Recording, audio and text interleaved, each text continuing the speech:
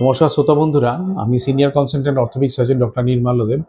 আজকে আসুন আরেকজন পেশেন্ট নিয়ে আলোচনা করি। About 65 to 70 years of age, female patient. দীর্ঘদিন ধরে হাঁটু ব্যথায় ভুগছিলেন। জেনারেল ফিজিশিয়ানের প্রথমে দেখিয়েছিলেন, তারা ওষুধ দিয়েছে, ফিজিওথেরাপি দিয়েছে। তারপরে উনি ওটা খেয়েছেন। দীর্ঘদিন ধরে কনজারভেটিভ ট্রিটমেন্টের আন্ডারে ছিলেন, সেরকম কোনো স্পেশালিস্ট দেখায়নি।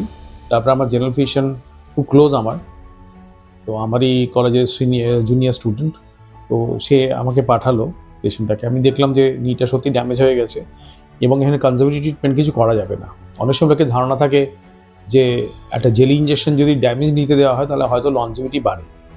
জেলি ইঞ্জেকশন তখনই দেওয়া যেতে পারে যেখানে নিটা আর্লি আর্থ্রাইটিস হয়, স্টেজ 1 বা স্টেজ 2, কিন্তু 3-4 যদি অ্যাডভান্স যদি স্টেজ হয় সেখানে জেলি বেশিরভাগ সময় কাজ করে না, টেম্পোরারি টাইমের জন্য কাজ করে না। দেওয়াটা আমার মনে হয় খুব একটা ফলপ্রসূ হয় না। যাকে এইসব কথা ওনাকে সব আলোচনা করে তখন আমি প্ল্যান করি যে ওনার দুটো হাঁটুই রিপ্লেসমেন্ট করতে হবে এবং সে মতন ইনভেস্টিগেট করে ভর্তি করে স্টেজ ওয়াইজ একটা করার সেকেন্ড দিন পরে অন্য পাটা করে দিই। এবং তাতে উনি ফিজিক্যালি মেন্টালি ভালো ছিলেন, ওনার শরীরের ওপর কোনো এফেক্ট পড়েনি। যেমন সঙ্গে সঙ্গে দুটো হাঁটু করলে একই সিটিংয়ে অনেক সময় হতে পারে পেশেন্টের ব্লাড প্রেশারটা ফল করতে পারে, হিউজ ব্লাড লস হতে পারে, কারণ বোন কাটলেই ব্লিড করে। তো পেশেন্ট সেরকম শক সিনড্রোম কিছু হয়নি। তো পেশেন্ট সাইকোলজিক্যালি ছিলেন, রিকভার করে গেছিলেন, পেনটা একদম কমে গেছে, সেই মতন আমরা স্টেজ করে দুটো পা করে দিই। পেশেন্ট রিকভারিটা খুব সুন্দর হয়। পেশেন্ট অপারেশনের একদিন পরেই পেশেন্ট তারপরে দাঁড়ায়, হাঁটা চলাগুলো পরে, ওয়াকার নেই ইনিশিয়ালি, এবং আগে যে ব্যথা যেগুলো হচ্ছিল সেগুলো থেকে তিনি অনেকটাই নির্মূল হতে পেরেছেন। আগের ব্যথাগুলো প্রায় ওনার 80% কম ছিল। তো উনি আস্তে আস্তে ফিজিওথেরাপিগুলো স্টার্ট করেছেন। এখন উনি আস্তে আস্তে সিঁড়ি দিয়েও নামছেন। সার্জারি প্রায় ধরুন 10 দিন হয়েছে, এখনও সেলাই পর্যন্ত কাটা হয়নি, কিন্তু উনি এখন ভালো করে রিহ্যাবিলিটেশন করছেন।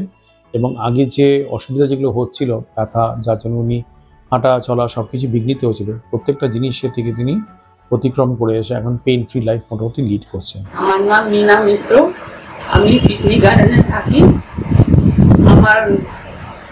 আমি সুগার পেশেন্ট, আর আমার খুব হাঁটুরও ব্যথা। হাঁটু অনেক বছর ধরে আমার ব্যথা ছিল, অনেক ব্যথা ছিল, কিন্তু আমি অনেক ডাক্তার দেখিয়েছি, অ্যালোপ্যাথি, হোমিওপ্যাথি, আয়ুর্বেদিক, সমস্ত ডাক্তার দেখিয়েছি, ওষুধ খেয়েছি। যখন ওষুধ খাচ্ছি তখন ঠিক থাকছে, ওষুধ না খেলে আমার খুব কষ্ট হতো।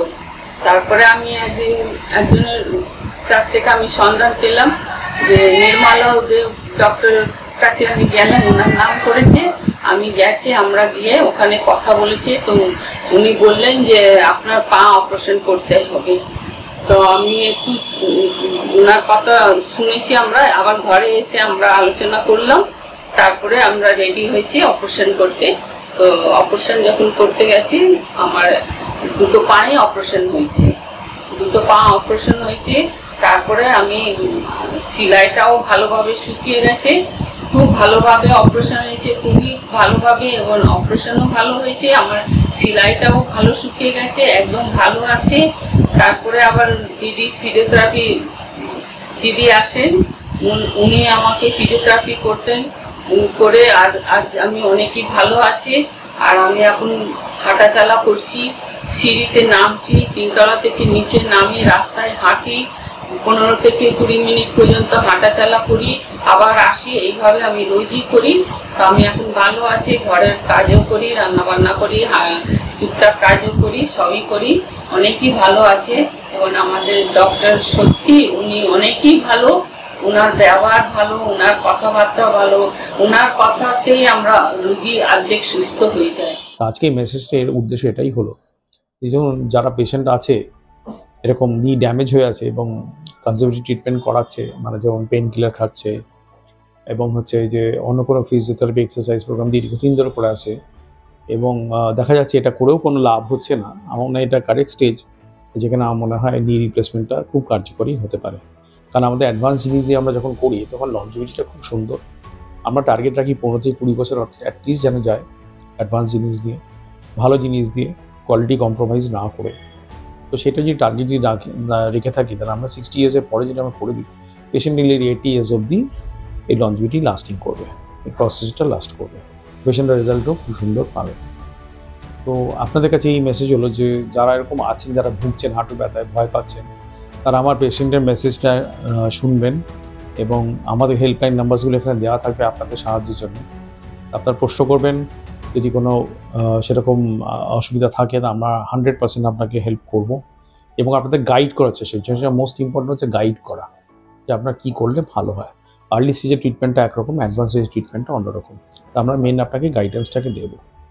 আজকে শোনার জন্য এই শর্ট মেসেজ অসংখ্য ধন্যবাদ। আমার চ্যানেলে আজকে শোনার জন্য সবাইকে টাইম দেওয়ার জন্য অসংখ্য ধন্যবাদ এগেন। তো হেল্পলাইন নাম্বার দেওয়া থাকবে, আপনারা অবশ্যই ফোন করবেন। আমরা আপনার 100% হেল্প এবং গাইডেন্স দেওয়ার চেষ্টা করব। আজকে শোনার জন্য অসংখ্য ধন্যবাদ। থ্যাংক ইউ, নমস্কার।